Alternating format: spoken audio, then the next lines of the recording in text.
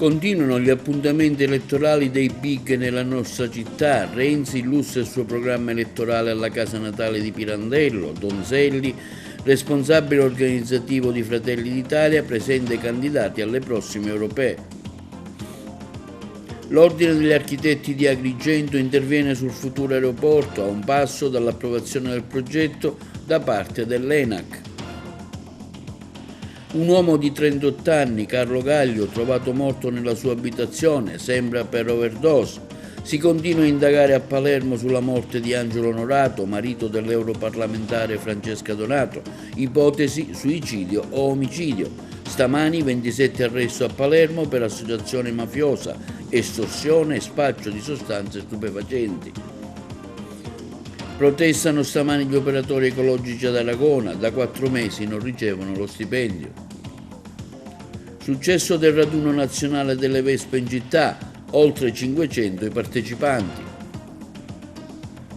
0-0 per la partita del Pro Favara a Pompei per il passaggio del turno, si deciderà nella gara di ritorno. La Fortitudo vince con il Nardò, un passo in più per la permanenza nella serie.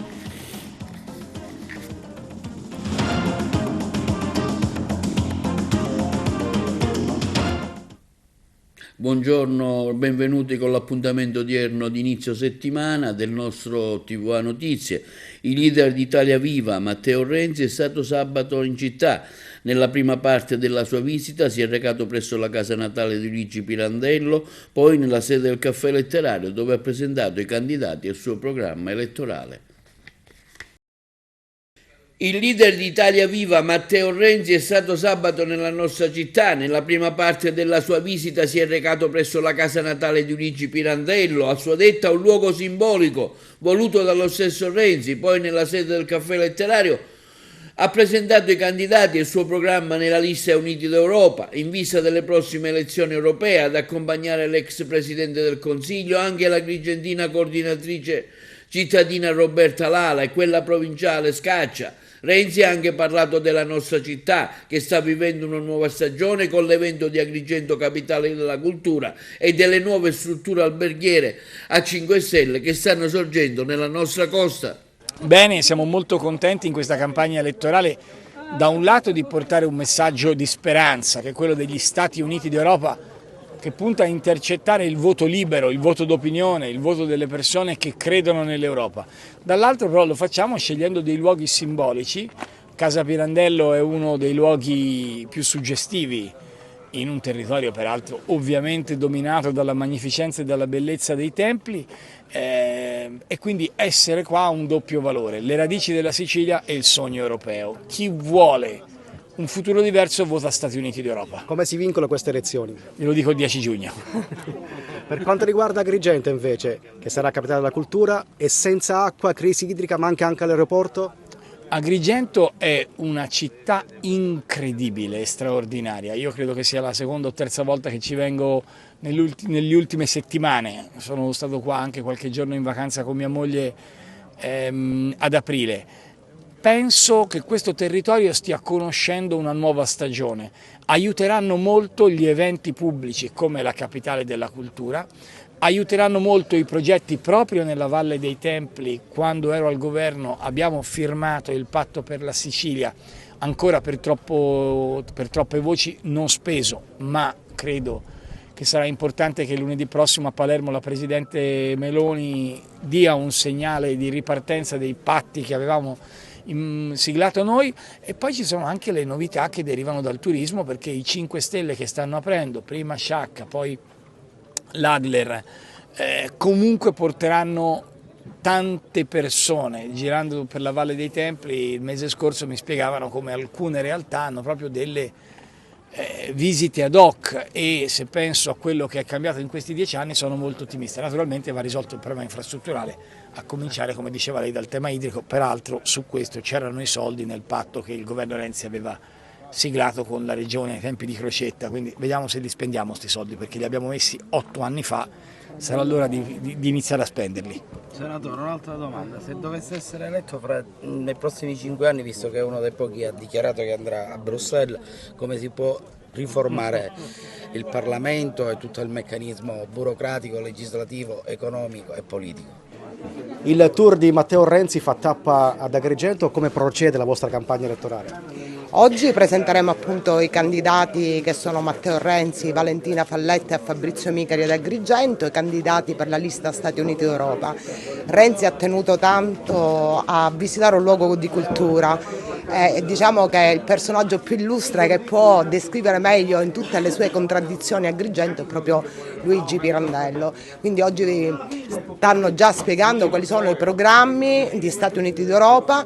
Come vedete noi nel simbolo non abbiamo presentato un nome, ma abbiamo presentato un progetto, quindi si parlerà di questo progetto, delle riforme che vogliamo portare in Europa e vogliamo credere in un sogno, vogliamo credere in un'Europa più forte dove al centro sia l'Italia, e per fare in modo che al centro ci sia l'Italia serve mandare persone competenti che non vanno là a fare assenteismo come hanno fatto in molti.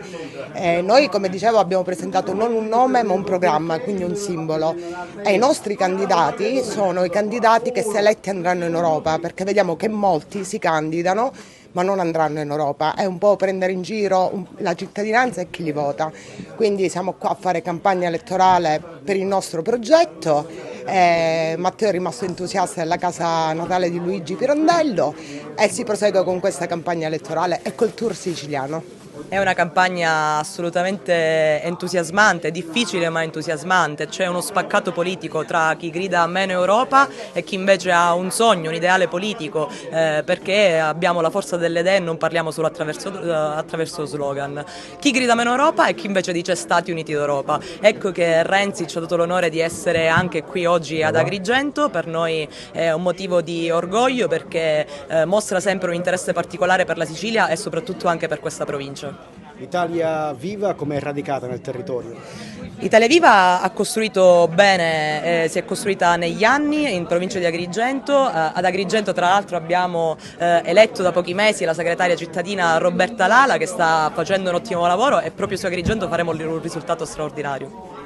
Giovanni Donzelli, responsabile organizzativo del Partito dei Fratelli d'Italia, ieri ad Agrigento per illustrare i programmi elettorali del partito per le prossime europee. Presenti i candidati alle europee, oltre che al presidente dell'Assemblea regionale siciliana, Calcagno. Onorevole Donzelli, qui ad Agrigento questa iniziativa per le elezioni europee, alla presenza anche dei candidati, tra cui la nostra Savarino. Certamente sì, sono ancora gli ultimi giorni di campagna elettorale, il 1° giugno saremo tutti in piazza a Roma, invitiamo qualsiasi cittadino a venire con noi per fare campagna elettorale per Giorgia Meloni, per Fratelli d'Italia, per dare più forza all'Italia in Europa. Ecco, perché è importante votare Giorgia Meloni? È importante votare Giorgia Meloni per far avere la possibilità al nostro governo di essere forte nelle trattative con le altre nazioni. Più voti avrà Giorgia Meloni, più voti avrà Fratelli d'Italia, più saremo forti come Italia a strappare nei tavoli europei le migliori condizioni per i nostri cittadini. Ecco, per il meridione la linea politica dell'Europa spesso è penalizzante. Certo, purtroppo troppe volte i governi andavano in Europa a fare gli interessi delle altre nazioni. Finalmente serve un governo che vada a difendere gli interessi italiani, a partire dalle infrastrutture, il lavoro, l'agricoltura. Serve difendere i nostri bellissimi territori. Giorgia Meloni, insieme a tutti i candidati, a partire da quelli siciliani, è la giusta soluzione per ridare forza all'Italia. E che valenza avrà anche nella futura politica italiana questo voto? Guardi, ovviamente quando si esprimono gli italiani è sempre un momento importante da ascoltare, dopodiché il governo andrà avanti con serenità e compattezza a prescindere dalle elezioni, perché questo ci hanno chiesto gli italiani. E sono felice che i vertici del partito abbiano accolto il mio invito di venire qui ad Agrigento. È una dimostrazione di attenzione verso questo territorio e è anche uno dei motivi per cui ho accettato la candidatura. Il mio è un partito, Fratelli d'Italia, in grande crescita, il partito di Giorgia Meloni, che mi ha chiesto la disponibilità. Io ho accettato non per egoismo, ma ho accettato perché volevo accendere un faro sulla provincia di Agrigento e su questa parte della Sicilia. Essere adesso in questa battaglia significa fare gli interessi di questo territorio ed è questa la mia priorità. Ecco, che valenza avrà anche a livello regionale questo voto? Beh, Questa è una campagna elettorale importante, noi lottiamo per prendere il terzo seggio, dopodiché è chiaro che gli equilibri anche dopo le elezioni si rivedranno, ma questo sarà una cosa che vedrà il Presidente Schifani con gli altri partiti, ma c'è bisogno di maggiore spirito, c'è bisogno di maggiore forza e c'è bisogno di maggiore voce per la provincia di Agrigento. Sì, una giornata ancora di campagna elettorale, anche la domenica. Io da Catania ho voluto fortemente essere qui perché non voglio che ci sia un ragionamento provinciale. L'impegno politico deve essere totalizzante, così come l'impegno del territorio. Non esiste soltanto una parte di Sicilia, pertanto grande rispetto nei confronti della provincia di Agrigento e grande rispetto nei confronti dell'amica Giusy Savarino, che si è mostrata disponibile, sta offrendo la sua candidatura e alla quale auguro un grandissimo risultato. Onorevole Milazzo, ecco, lei deputato uscente, europarlamentare, ha voluto essere presente anche oggi qui ad Agrigento a questa manifestazione alla presenza dei massimi vertici e del rappresentante onorevole Donzelli. Noi ci impegniamo perché dobbiamo avere una nuova maggioranza in Europa, una maggioranza non più socialista che è protagonista di tutti questi danni che ci sono all'agricoltura, alla pesca, le infrastrutture, il lavoro e l'immigrazione. Una maggioranza di conservatori e riformisti europei con Giorgia Meloni e anche con Giuseppe Milazzo, Giusy Savarino e Ruggero Razza noi porteremo in Europa un'innovazione, un progressivo cambiamento che vedrà finalmente la Sicilia al centro dell'Europa. Il presidente dell'Ordine degli Architetti Rino Lamendola interviene sul dibattito del futuro aeroporto di Agrigento. Siamo a un passo dal parere favorevole dell'ENAC, il servizio. Il presidente dell'Ordine degli Architetti Rino Lamendola interviene sul dibattito che riguarda il futuro aeroporto ad Agrigento. Non perdiamo l'occasione, siamo a un passo dal parere favorevole dell'ENAC che consentirebbe l'inserimento dello scalo agrigentino nel piano nazionale degli aeroporti. È il momento di unire le forze al di là degli schieramenti politici e di superare la cultura dei veti incrociati che da troppo tempo tarpa le ali allo sviluppo socio-economico della nostra terra. Il presidente dell'Ordine degli Architetti Lamendola lancia così un nuovo appello alla politica affinché venga presto rilasciato il parere dell'ENAC per la realizzazione dello scalo portuale a servizio della Sicilia centro-meridionale sulla base dello studio di fattibilità redatto dal Libero Consorzio Comunale di Agrigento. L'ottimo studio redatto dagli esperti incaricati del Libero Consorzio, continua il presidente Lamendola, dimostra piena fattibilità e sostenibilità economica nel tempo dell'infrastruttura e l'idoneità tecnica dell'area in cui dovrebbe sorgere, già individuato nella piana di Licata, per un investimento complessivo di 115 milioni di euro. La realizzazione dello scalo sarebbe peraltro in linea con le previsioni del Piano Nazionale degli Aeroporti che, proiettando la programmazione al 2035, certifica la carenza del sistema aeroportuale siciliano, soprattutto per l'area centro-occidentale, per concentrare dal punto di vista amministrativo le attività aeroportuali in due poli, come auspicato dalla programmazione nazionale, conclude il presidente degli Architetti Lamendola. Lo scalo agrigentino, così come quello di Birgi, potrebbe alimentare il polo occidentale della Sicilia, che dal punto di vista amministrativo farebbe capo a Punta Raisi, così come lo scalo di Comiso potrebbe essere aggregato al polo orientale che fa capo a Fontanarossa. Ciò supererebbe eventuali tensioni dovute a concorrenze territoriali, consentendo peraltro una notevole riduzione dei costi di gestione e una più attenta e organica pianificazione dei voli in relazione alle esigenze del territorio isolano. Un uomo di 38 anni, Carlo Gaglio, è stato trovato morto all'interno di un'abitazione in Villa Platone 6 ad Agrigento. Si trovava dispeso sul divano della cucina. Ipotesi overdose. Il servizio. Un uomo di anni 38, Carlo Gaglio, è stato trovato morto ieri all'interno di un'abitazione in Villa Platone 6 ad Agrigento e si trovava disteso sul divano della cucina. Stando a una prima ricostruzione sembra che l'uomo sia deceduto per overdose, ma non è ancora confermata la tesi. Una siringa è stata trovata in un'altra stanza dell'abitazione.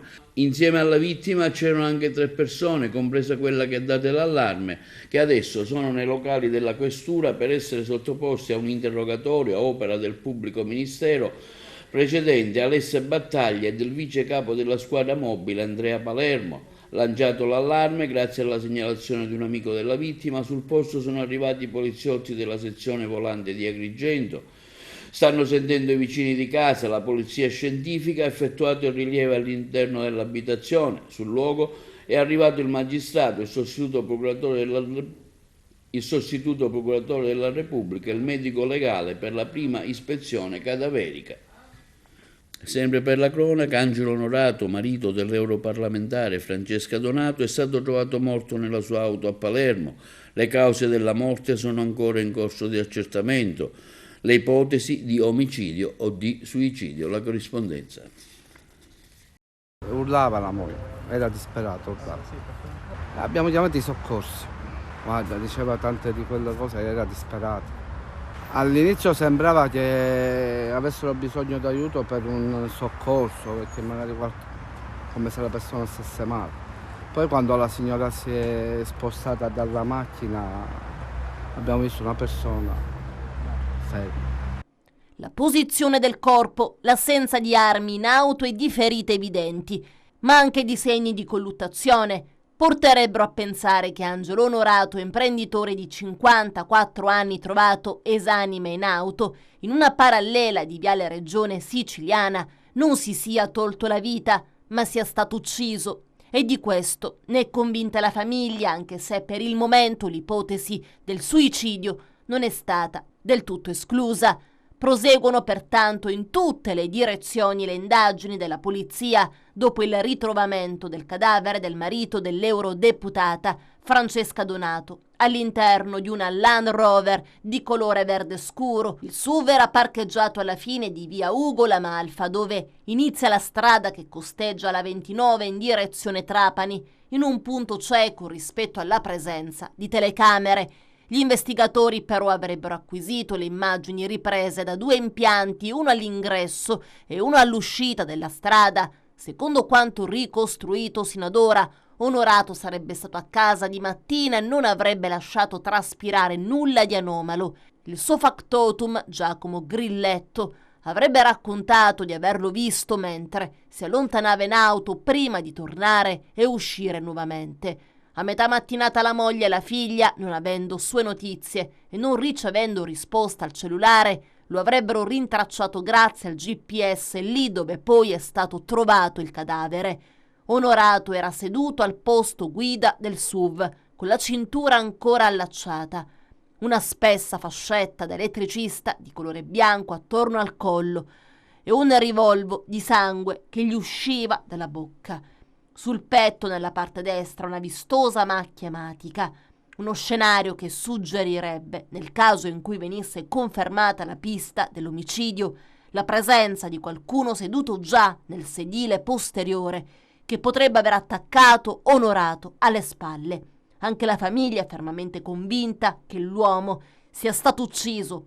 Esistono una serie di considerazioni oggettive e soggettive, dichiara l'avvocato Vincenzo Lorrè del Foro di Palermo, incaricato dall'onorevole Donato di seguire le indagini che inducono i familiari ad escludere che si sia trattato di un suicidio. Siamo convinti che la Procura di Palermo arriverà alle stesse conclusioni. La Donato avrebbe subito lanciato l'allarme tramite il 112, così come un passante che l'avrebbe vista gridare. Me l'hanno ammazzato, ha urlato in lacrime l'eurodeputata. In pochi minuti l'aria si è riempita di poliziotti e personale della scientifica che hanno chiuso la strada per eseguire i rilievi e ispezionare a fondo l'abitacolo.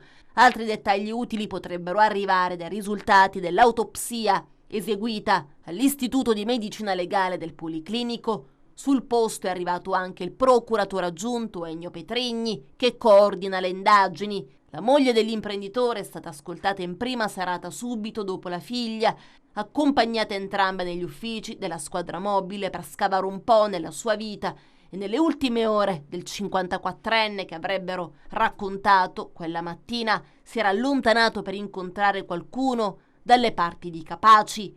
Del fatto che non si tratti di un suicidio ne è convinta anche la figlia ventenne dell'architetto, che ha scritto un post sui social contestando alcune informazioni circolate inizialmente. Al vaglio degli investigatori anche una lettera di cui non si conosce il contenuto e che Onorato avrebbe consegnato nel recente passato a un legale. Ulteriori ragguagli sulla vicenda saranno opportunamente affrontati anche all'interno di questo telegiornale. E sono 27 gli arresti effettuati stamani a Palermo, eseguiti dai carabinieri del ROS, accusati a vario titolo di associazione mafiosa, estorsione, traffico di stupefacenti, eseguiti presso Santa Maria di Gesù. E basta l'operazione dei carabinieri di Palermo che hanno dato esecuzione ad un'ordinanza di custodia cautelare emessa dal giudice per le indagini preliminari del Tribunale palermitano nei confronti di 27 persone indagate a vario titolo per i reati di detenzione e porto abusivo di armi comuni da sparo e clandestine, ricettazione e attività organizzate per il traffico illecito di rifiuti, associazione finalizzata al traffico di sostanze stupefacenti, furto ed estorsione. L'attività di indagine è stata condotta dal personale del nucleo operativo della Compagnia di Palermo San Lorenzo, che ha consentito di delineare un grave quadro indiziario sostanzialmente recepito nel provvedimento cautelare circa la sussistenza di un sodalizio criminale attivo nei quartieri San Giovanni Apostolo, ex CEP, Borgo Nuovo e Cruilias, composto da persone già note alle cronache che, avendo anche la disponibilità di armi comuni da sparo di provenienza illecita e clandestina, erano dedite alla gestione di 4 piazze di spaccio di un'attività organizzata priva di alcuna autorizzazione per il traffico di rifiuti e alla commistione di furti di veicoli finalizzati per lo più alle conseguenti estorsioni con il cosiddetto metodo del cavallo di ritorno. L'azione investigativa, portata avanti già dal settembre 2020, ha fatto emergere un grave quadro indiziario su un 34enne del CEP all'epoca dell'indagine, ristretto in regime di detenzione domiciliare e attualmente in carcere quale figura di riferimento per tutte le attività criminali prima descritte, che grazie agli altri indagati sarebbe riuscito a dirigere un'attività organizzata priva delle autorizzazioni previste per la gestione di rifiuti, svolta con la compartecipazione di altri 5 indagati e che, oltre allo stoccaggio dei materiali raccolti illecitamente, ne prevedeva anche la lavorazione presso un terreno adiacente alla sua abitazione abusiva e il successivo trasporto effettuato tramite il titolare compiacente raggiunto della misura cautelare degli arresti domiciliari di un'azienda operante nel settore che, mettendo a disposizione i propri mezzi, consentiva la compilazione dei formulari per la successiva vendita a ditte della Sicilia e di altre regioni impegnate nel campo edile, siderurgico e del trattamento di materiale metallico, con guadagni stimati che potevano arrivare anche a 50.000 euro mensili. E ancora,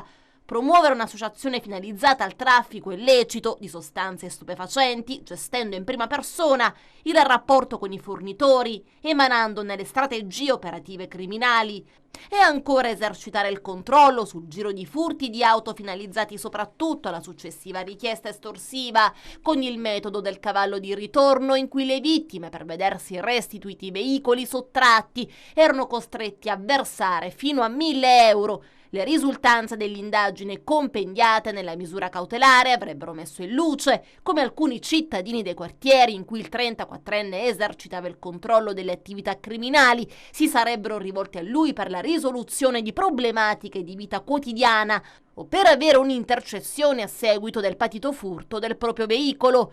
Il giudice per le indagini preliminari ha disposto la custodia cautelare in carcere per 17 persone e la misura cautelare degli arresti domiciliari per le restanti 10. Sono stati inoltre sottoposti a sequestro preventivo con decreto emesso dalla stessa autorità giudiziaria all'area in cui venivano stoccati i rifiuti adiacente all'abitazione del 34enne e un autocarro di proprietà della ditta incaricata del trasporto del materiale lavorato. Nel corso delle investigazioni si è delineata la responsabilità di 3 persone all'epoca dei fatti minorenni, attivamente coinvolte nelle illecite attività ed indagini per i reati di detenzione abusiva di armi da fuoco, ricettazione, traffico e detenzione illecita di droga.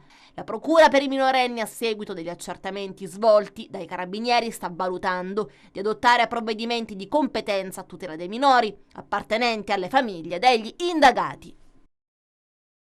Protesta stamani degli operatori ecologici di Ragona che da 4 mesi non percepiscono lo stipendio. Le interviste.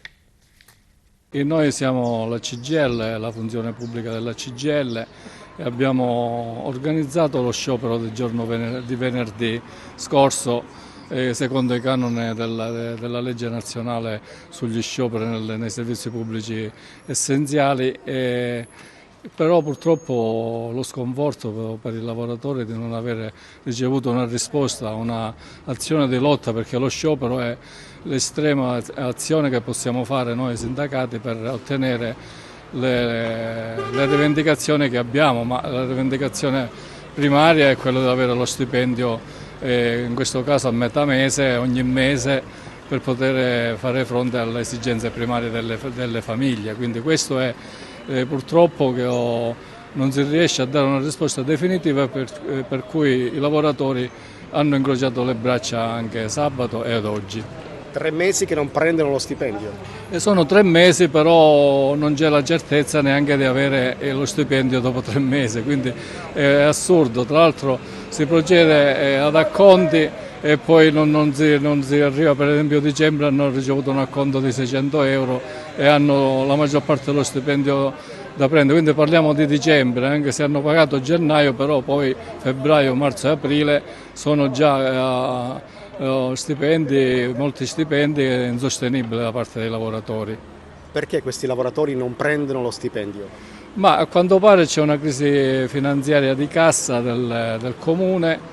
Noi organizziamo oppure dipendenti delle pubbliche amministrazioni e diciamo che è un caso insieme a Favara, diciamo, sono i casi limiti che poi negli altri comuni si riesce ad avere pagato un servizio essenziale come quello dell'igiene ambientale, per cui diciamo, il comune dovrebbe, dopo aver pagato gli stipendi dei propri dipendenti, dovrebbe pensare a un servizio essenziale anche per prevenire situazioni, diciamo, di problemi di salute della cittadinanza. Perché non prendete lo stipendio?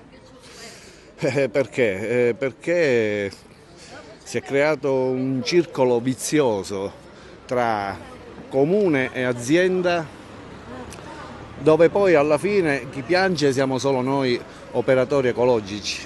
Io dico, se ci sono problemi tra di loro, intanto a noi devono garantire lo stipendio, poi se loro hanno problemi se li risolvono tra di loro, cioè non possono distruggere la nostra tranquillità. Ci hanno distrutto la tranquillità delle nostre famiglie.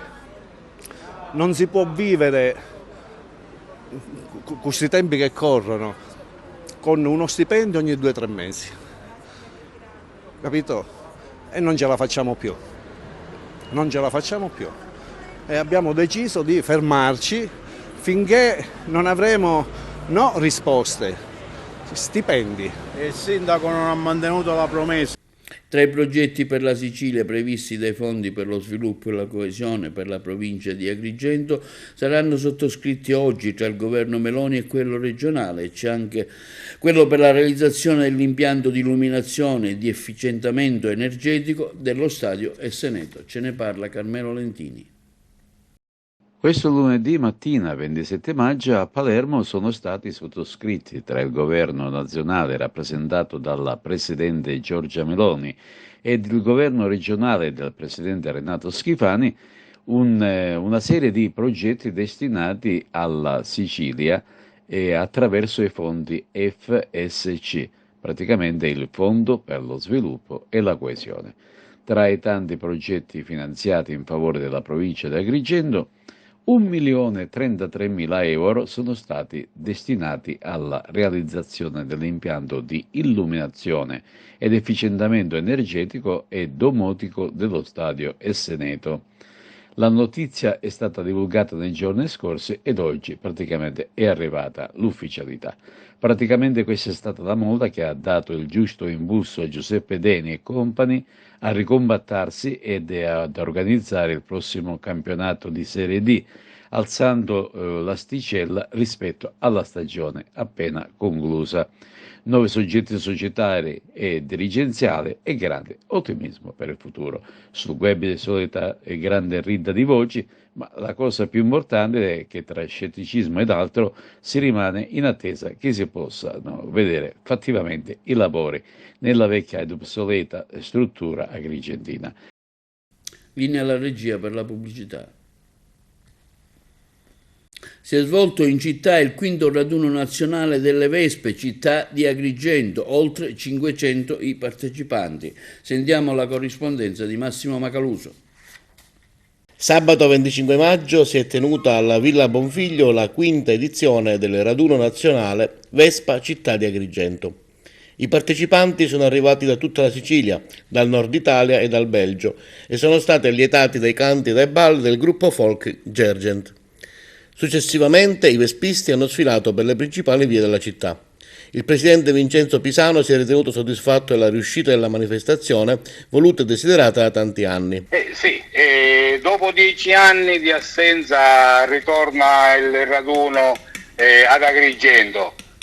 Con l'occasione abbiamo festeggiato i 20 anni di attività, di questa passione che ci lega a questo mezzo di trasporto che ha rivoluzionato l'Italia, come già sappiamo tutti. Sono arrivati da tutta Italia, anche persone dall'estero sono arrivate contenti di questa festa, conoscendo il Vespa Club e le varie attività che svolge anche in tutta Italia, sono arrivate qua con molto entusiasmo. È stata una festa, una grande festa, il programma iniziava già dal sabato mattina, ma le avverse condizioni meteo non ci hanno permesso di arrivare nella località di Punta Bianca. Quindi tutto si è trasferito nel pomeriggio con un giro fuori porta fino ad arrivare alla Scala dei Turchi e poi la sera c'è stato spettacoli di giocoleria comica per i bambini e per concludere la serata un bellissimo spettacolo di fuoco proprio nella fontana di Villa Bonfiglio. I partecipanti si stima di un 500 presenze tra iscritti e non, perché molte persone poi incuriosite si sono uniti al corteo e hanno fatto da coreografia a tutta la manifestazione. Il giro prevedeva il giro in città con passaggio da Via Atenea, proseguendo poi per il Modugno, il Belvedere Modugno. Da Belvedere Modugno siamo arrivati alla San Leone, in giretto al porticciolo della Madonnina, per poi risalire e fare una sosta al Parco San Gregorio, al Posteggio San Gregorio, dove i ragazzi provenienti da tutta la Sicilia sono rimasti entusiasti da questo spettacolo della valle. Progetti futuri sono in cantiere e se pensiamo per Agrigento capitale della cultura, però non voglio svelare niente del futuro, ma qualcosa a bolle in pentola.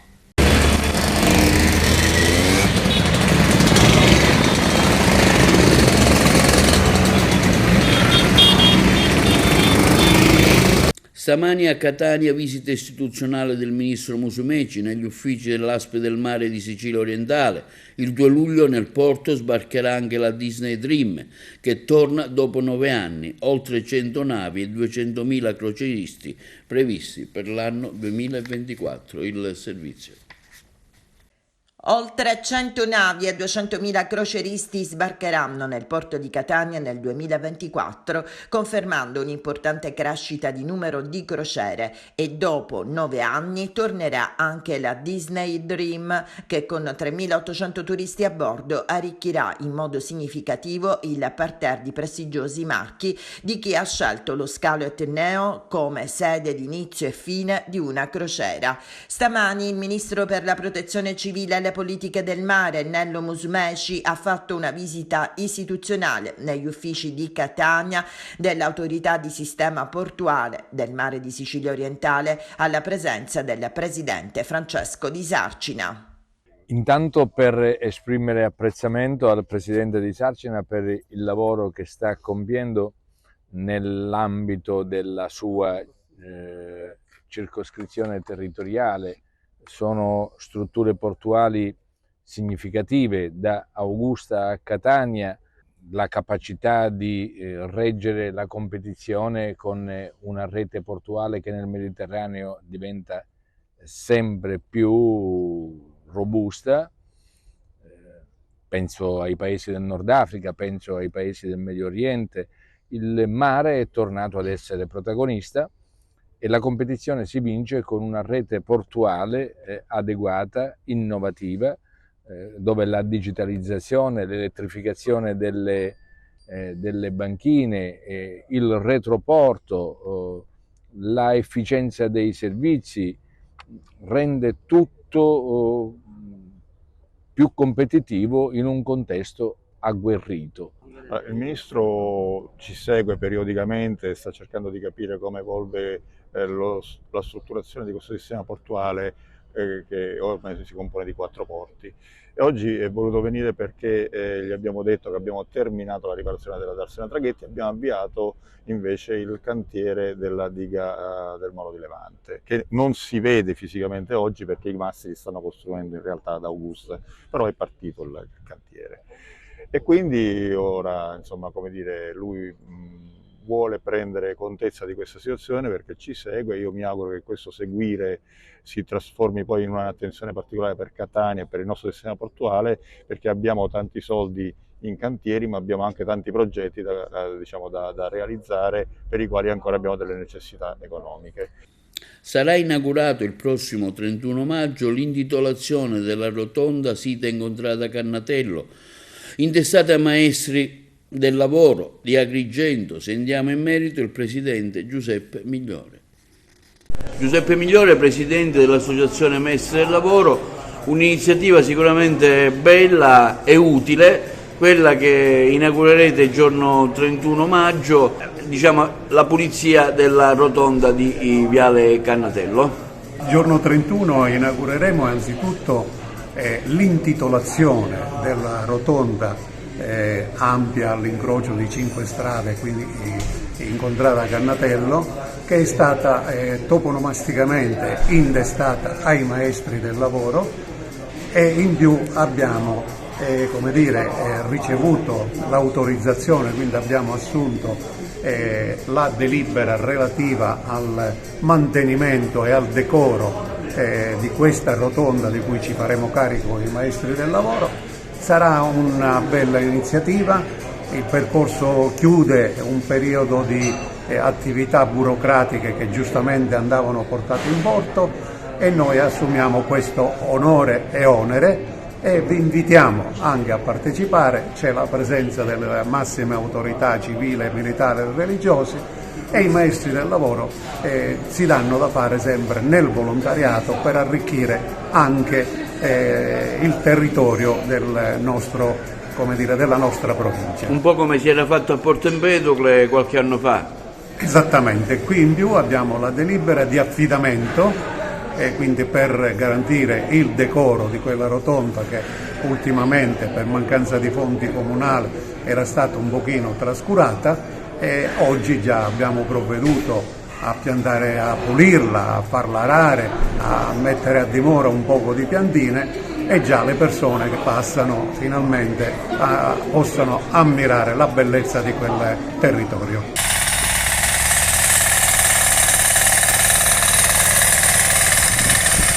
E si è conclusa la 357esima edizione della Sagra del Tatararà, che si è svolta a Casteltermi dal 21 al 26 maggio scorso nell'ambito della festa di Santa Croce. Vi proponiamo un breve video della manifestazione.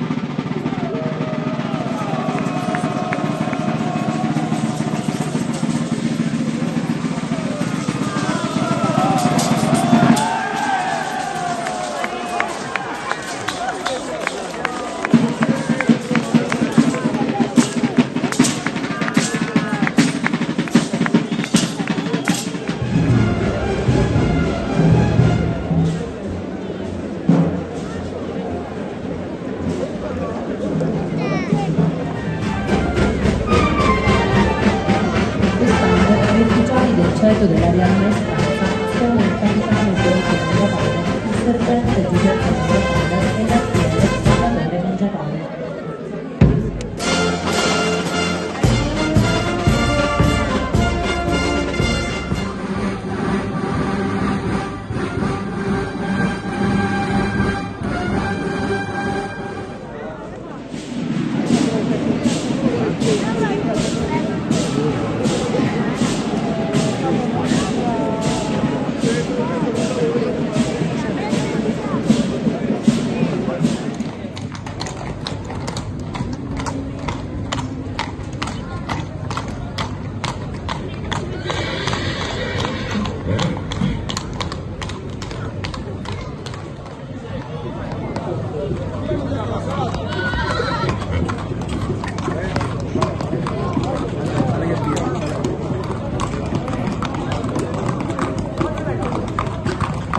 Dai che pienso, dai, dai come fai?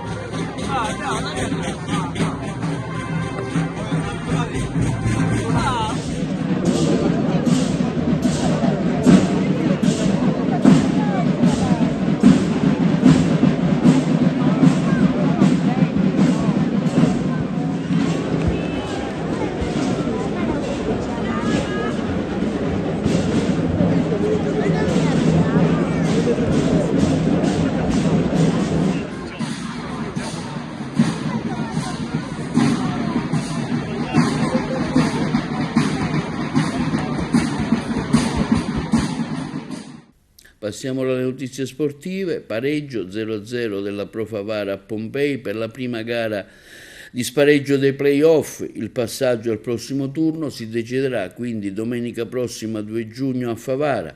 A Pompei ha seguito per noi l'evento il collega Giuseppe Moscato. Finisce 0-0 la prima gara di spareggio nella semifinale nazionale dei play-off per l'accesso alla Serie D tra Pompei e Favara. E tutto viene rinviato a domenica prossima 2 giugno nella gara di ritorno che si giocherà in casa dei giallo-blu. La partita di ieri è iniziata, come d'altronde era prevedibile, con i rossoblù del Pompei subito in pressing, ma che non riescono a sfondare la forte difesa della Pro Favara. Ritmi alti e grande agonismo, vista la grande posta in palio. Qualche scontro e qualche scintilla, ma tutto si svolge in maniera corretta da ambo le parti. Il Pompei costruisce un paio di occasioni pericolose, ma anche la Pro Favara si rende pericolosa con Ficarrotta e La Piana. Si susseguono occasioni da entrambe le parti con una leggera supremazia da parte dei campani. Prima del riposo però la Pro Favara sfiora il vantaggio con Ficarrotta con un gran tiro su calcio piazzato dal limite che colpisce il palo alla sinistra del portiere D'Agostino. La ripresa è più tattica, la palla gol migliore ce l'ha Simonetti per il Pompei, ma la sua conclusione sul primo palo è deviata provvidenzialmente dall'ottimo Scuffia. Né vincitori né vinti quindi, è tutto che è rimandato alla gara di ritorno in programma il 2 giugno allo stadio Brucoleri. Ma sentiamo le impressioni dei protagonisti. Sapevamo che c'era da affrontare una partita difficile, Pompei è veramente una squadra attrezzata, una squadra forte, a tratti ci ha messo anche un po' in difficoltà, però dico, forse l'occasione più limpida alla fine l'abbiamo avuta noi, tranne qualche traversone e una parata di Scuffia, poi credo che anche se hanno avuto da superiorità nel campo, anche a livello tecnico, nel senso della gestione della palla, abbiamo rischiato ben poco. Sapevamo che era una partita difficile, era l'importante è andare a casa con il risultato. Sappiamo che non è finita perché ci saranno 90 minuti importanti a Favara e non sarà per niente facile perché abbiamo visto tutti la qualità di questa squadra. Come hai visto la partita? Come te l'hai raffigurata? Cioè con lo schema che avevi pensato? Insomma, tutto ha funzionato? Sì, avevamo preparato la partita in un certo modo, a tratti ha funzionato, poi siamo andati un pochino in difficoltà, alla fine del primo tempo ho cambiato qualcosa, invece di giocare a 3 in mezzo al campo ho messo a 4 per coprire molto meglio il campo e secondo me siamo andati un po' meglio, arrivavamo prima sulle seconde palle e gestivamo un po' meglio la palla. Purtroppo ci sono la squadra ospite, nel senso la squadra di casa è abbastanza preparata, giocatori di grande qualità, si sanno muovere bene in campo, ma questo lo sapevamo, l'avevo già vista, sapevo che era una partita difficile e così è stato. Gli spareggi si vincono in 90 minuti, ma la partita di oggi è già un primo passo. Sì, sapevamo che ci aspettava questo tipo di partita, in questi posti con queste squadre così forti, perché non dobbiamo dimenticare la forza di questa squadra, una squadra veramente forte.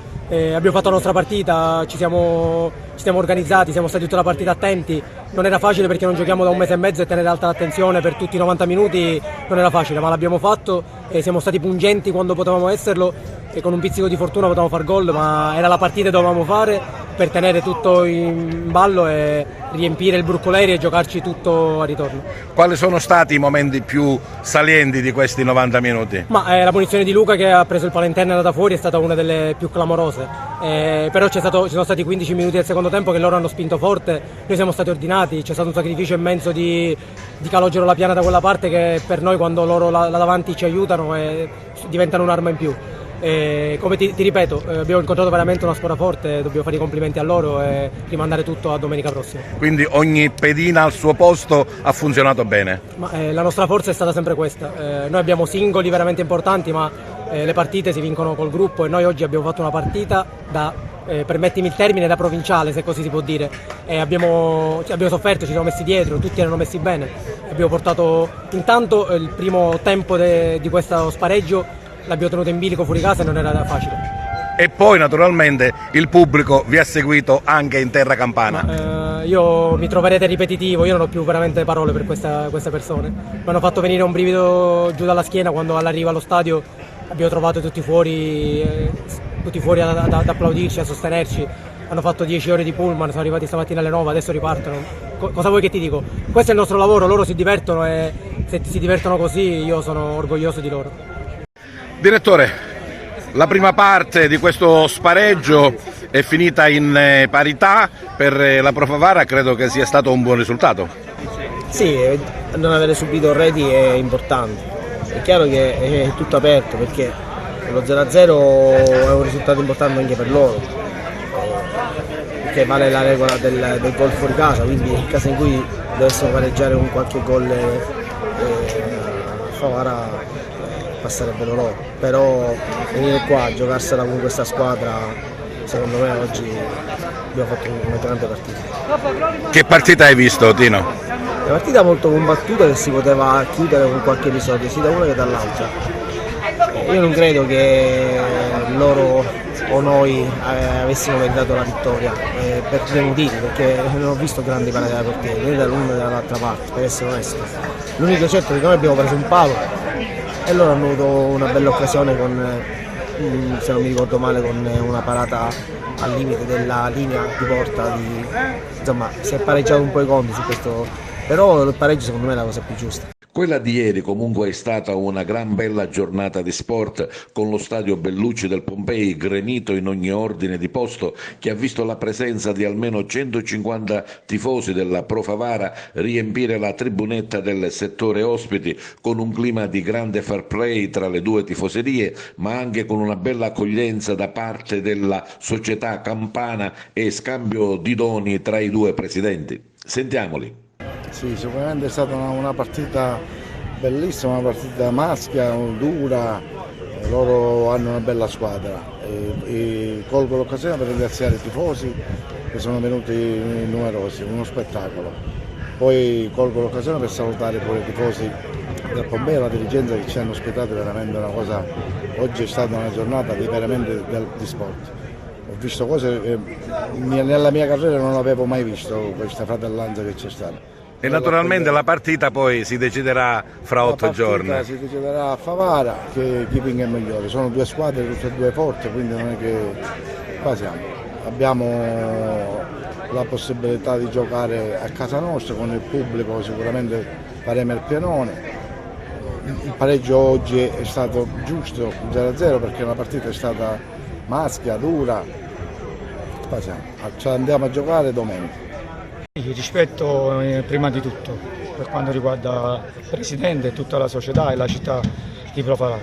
Adesso andiamo avanti, abbiamo il ritorno, sapendo che comunque è finita con X, nessuna delle due eccetto di passare il turno. Io mi auguro a me che lo passiamo noi, però c'è da fare i complimenti a entrambe le squadre perché è stata una partita maschia, una partita brutta in certi sensi, però era anche giusto che loro facevano una partita di questo genere perché l'hanno studiata in maniera ottima, hanno fatto questo pareggio, sicuramente l'hanno già immaginato che volevano venire qua per pareggiare, ci sono riusciti, c'è da fare i complimenti al Profarara, però noi siamo una squadra che possiamo fare risultati su tutti i campi. Prestazione superlativa quella giocata dalla Fortitudo Moncada al Palazzetto, che vince lo scontro contro il Nardò, un passo in più per la permanenza nella serie. Il prossimo incontro a 100 e domenica prossima di nuovo in casa. Sentiamo il coach. Sicuramente sono molto soddisfatto dell'approccio perché era quello che avevo chiesto ai ragazzi nello spogliatoio. Chiaramente per Nardò questa partita aveva un'importanza capitale perché se parliamo di speranze di salvezza sicuramente le loro sono più accese delle nostre. Devo dirti che onestamente siamo partiti benissimo, forse al di là delle più rosee aspettative, cioè ci veniva tutto in attacco. Dei 51 punti fatti sicuramente mi stupisco, sono i 18 che abbiamo subito in difesa che hanno, diciamo, creato il grande solco. Poi con la massima onestà, Nardò non è la squadra che abbiamo visto nei primi due quarti, io di questo ne sono convinto, però questo la dice lunga anche sulla formula di questo campionato, cioè siamo arrivati a giocare adesso con così tante partite ravvicinate, le energie di tutti i giocatori, staff cominciano a essere abbastanza prosciugate, quindi dimostra che se tu molli mentalmente un attimo rischi di fare brutte figure ovunque. Noi oggi siamo stati molto bravi a approfittarne, poi abbiamo giocato un secondo tempo onestamente ignobile, però da un certo punto di vista, sai, 6+30 quando rientri dagli spogliatoi. Abbiamo anche fatto, ti devo dire, 6 minuti di terzo quarto in cui abbiamo mantenuto il margine sui 30 punti, poi ci siamo leggermente sciolti e un po' deconcentrati e loro hanno ricucito il gap, però alla fine la partita non è mai stata in discussione, siamo stati in vantaggio 39 minuti, quindi direi che ci prendiamo questa vittoria importante che tiene accesa ancora qualche piccolissima speranza, anche se chiaramente non dipende solo da noi, perché potremmo non salvarci anche vincendole tutte, quindi vediamo un po' che succede. Con i se e con i ma non si fa la storia, però quanto rammarico c'è nel vedere adesso questa Fortitudo, magari ad averla vista durante l'arco della stagione, forse oggi sarebbe una classifica diversa.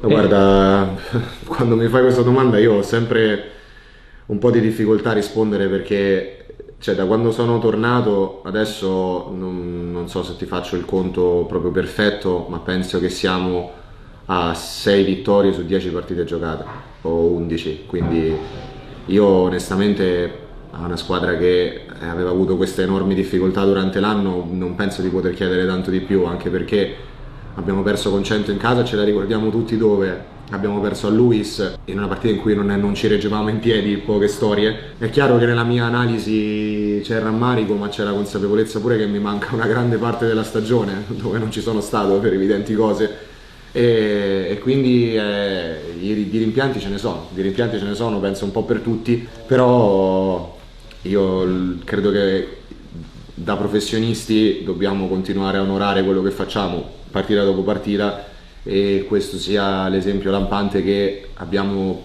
voglia e anche energie per continuare a farlo. Quindi adesso capitolo Nardò chiuso, mercoledì c'è 100 che tra l'altro per i risultati, avendo perso a Latina, non è ancora matematicamente salva, quindi è un'altra partita che conta parecchio e vediamo un po' che cosa viene fuori. La formula del campionato sicuramente ha penalizzato la Fortitudo, perché se ora la fase salvezza si fosse giocata a tutti alla pari, Fortitudo sarebbe prima.